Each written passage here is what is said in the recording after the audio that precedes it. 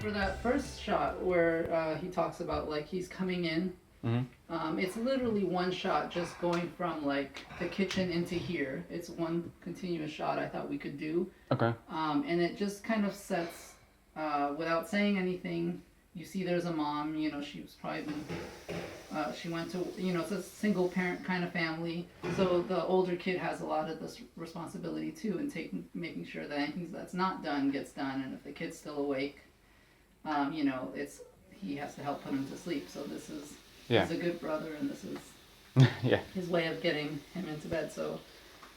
Kid's still awake at the very end, we whack him in the head. And then we talked about that, right? Because we talked about like, okay, so should the kid be like asleep by the end of it? But I don't think like the idea is so much to get him to sleep, but it like in the audience we want them to understand that like everybody likes magic.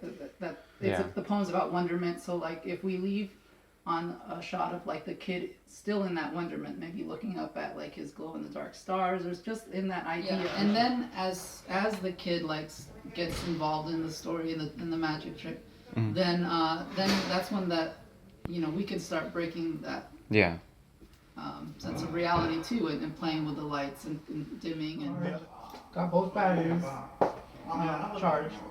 I'm gonna be switching between this lens and the wide angle lens. Okay. These are the shots that like I just went through with Joshua. The first one's gonna be this is the kitchen. He's coming in. From the garage, I guess? Yeah, from the garage. He sets the bag down, like on the counter or something, and then we go into the bedroom and we sort of push. So this is a continuous shot. Right. So and then we end on here, like right looking in through the door. Doorway. He's standing here, like his shoulder, and we're on like the bed level, you know, but like from where Ian is, and so that's one shot. We just push in from this shot into there. We'll get a shot of him, like then there's a little bit of dialogue while he's standing there saying like, why aren't you know, you ready for bed? Or, and then he shuts off the TV. We want to keep basically, you know, the same, again, the 180 rule, so one on the right, the other on the left. Yeah. And the only thing here is he's going to move like from this to the left to shut off the TV. And then but he's going to have to come really far into the room, so either we're going to have to figure out, we'd have to make sure that we don't make it look like he's teleported into the room there. Oh, so what we because if you're saying he's shooting from back out here, he's talking here, and for him to go turn off the TV. So you see the shoulder. Right, so this is the shot. Then we show him moving. He stepped into the room. Right, and then we show him moving there, cut on the movement, and then like show, you know, a close-up of the hand shutting off the TV. So is it a continuous shot all the way from the kitchen into there? Right, into here, and then like show him, you know, we cut this shot when he moves towards the TV. Right.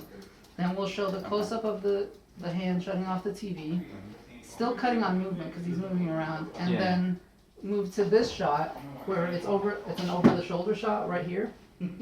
He'll move and sit down, so we'll cut while he's moving across the shot. And then the next shot would be something where like now they're both on level plane. Okay. Well, this would be that shot. Oh, okay. Actually. So now this is all shot with the lens that's on your camera already. Right. This is the only one where like at this point we're gonna have to go to that wider one that I have because I really want it to be like. So at this point, you'd open it up all the way to like 17, 18 millimeter or something. Yes, as open it up only as much as we need to, but it might have to be all the way because we'll be right here. Well, because I'm saying you're right there, and if they're there, that's gonna be a really wide angle. Yeah, it might have to be, but yeah, we'll compose that so that they both fit in there. Yeah. And then we'll do the magic trick from here. That, you know, I think it's great because it shows him getting on his level. You know, they're both equal now. They're both on the bed. Right. Yeah. So this is pretty simple because this is one shot. Yeah. Then we have that close-up shot, and then this part is over the shoulder. He moves onto the bed, and then this is our master shot for the trick that will run throughout the whole story. Mm-hmm. And then we can do another one here where we're doing a close-up of.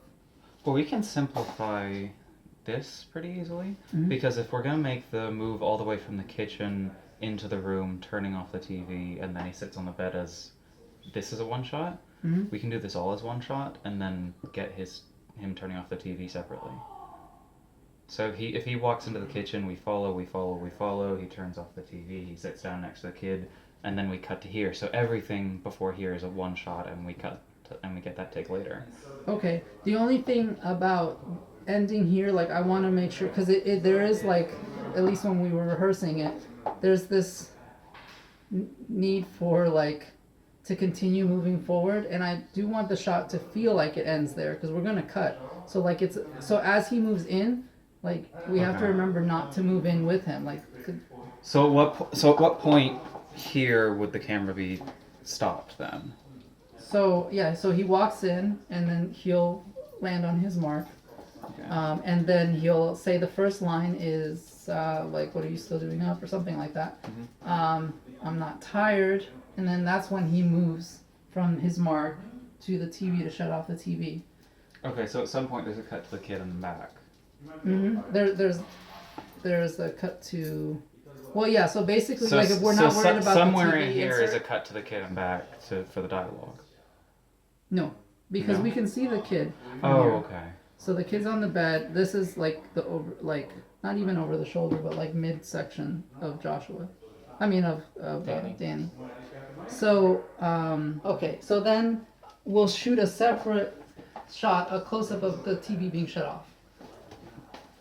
But so the close up will just This be. is going to be an interesting one though, because if Danny's going to be here, shoulder, kid, TV, we'd have to have it. If we were trying to cut that out, we'd have to have it just wide enough that you can still see the TV, or else we don't know the kid's playing on the TV. So it's going to have to be this weird, slightly wide-ish angle with Danny, the kid, and the TV kind of Okay, there. let me yeah. You know what I'm saying? That would be a problem, but like if Because we have, I mean, if we're here, you can't really tell the kid is playing on the TV. So now here's the thing. You can see the wire of the controller. Right, so we don't necessarily have to show. So a little bit of amplification. Okay. And then, so from here, like the camera will stay here. This is the end movement of this shot, and then you know, And then he's going, turns it off, and goes Right. there. Right. so we will show that movement going from right side of the camera to the left side. So that way, when we do the close up, the hand comes in on the left, shuts it off. Then we're gonna be Okay, so there's a sort of a switch 180 and then back. Because you're going across for Danny's going to be on this side, and then he's going to switch back to this side. right, but we're showing all of that. In Yeah, camera, that's what I'm saying. So we're Yep. rotating around him for a second. Yep. Okay. And then. Okay. And then, so for the very next shot, it's just You're the much writer. closer in, and then we are doing, this one is an over the shoulder because he moves from there to sit down, and then we get the over the shoulder of the kid. Yeah, and then we're cutting to here. Yep. Right. Okay. Okay, and that's as far as we got, and this one will be the whole shot of the story. And then so you want to do the full take here of the whole trick and everything. Right. And If now, we're doing the full take Here, the whole they're trick working, and but everything, we can don't have a lot of room in here to play with the light, so the light, playing with the light's gonna have to be when we do the close up. right, yeah, you're right. Yeah. Because I can't see anywhere to hide anyone here if we're gonna play with the lights. No, but what is nice is that because we're only shooting from one direction, we can have, we can cheat a lot of these lights up here. You can cheat outside the window and you can sort of cheat behind, but with the desk and everything, that's gonna be more difficult. Right, so if we do need to somewhat move the lights how they will be Mm-hmm. in the close-ups, we can do that from behind here. And just not from that, I think we'll be all right. I think, especially, I think the close-ups being more intimate, it makes more sense to have that sort of, when everything else goes darker behind him and the focus is on him, when it's more intimate there. Right. From here, it's a kind of an impersonal thing shot. The close-ups are going to make a lot more sense. Yeah, they'll that. really, yes. And so yeah, the master shot will get everything, the close-ups will be really important. And I think for that, like the close-ups of Danny will Yeah. be mainly focused on his hands. You know, like we'll get a good shot of him, but the focus Yeah, will his be face will, but yeah, the focus has got to be here. But the focus being here, the issue we had when we shot him solo was the fact that they're like shells with coins within coins. Mhm. So if he's opening it up, what I caught, and I don't know if anyone on well, yeah, people pausing on YouTube can see, you can kind of see the shell lifting off and the coin remaining. Mhm. So it needs to be a slightly low angle so the fingers are covering up what's remaining. Well, that's a really good insight. So when Well, we that was shoot most. this, Thank you Ian for that, because I don't. When I'm filming, I'm focused on trying to get the shot right? and Me not the too. flashes. Yep. And he I flashes the wouldn't trick a little notice. bit. So, and I think that's great because what we can do is like do his close-up shots slightly looking up at him. You know, like here, so we see what he's Yeah, showing almost us. from the kid's perspective, Right. I guess, because the kid's gonna. I assume the kid's shorter. Right. So we would, yeah, it would kind of be like slightly looking up, and then only what he's showing to the Yeah. kid. And then for the opposite, the kid's shot will be pretty close up. You know, so we get his eyes. Yeah. So we get like his interest.